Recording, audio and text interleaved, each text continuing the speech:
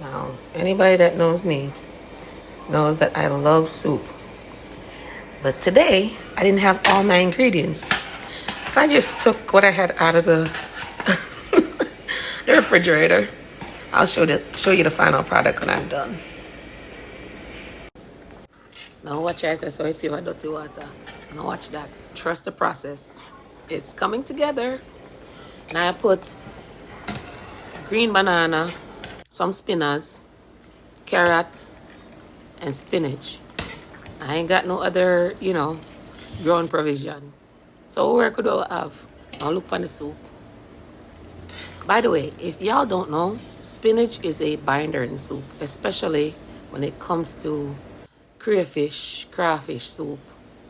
Jamaicans will understand, Americans will understand. Crayfish, crawfish soup.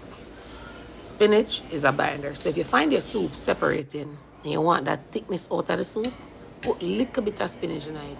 Don't put too much, or I guarantee you it is going to, y'all know what I said. Trying to do better.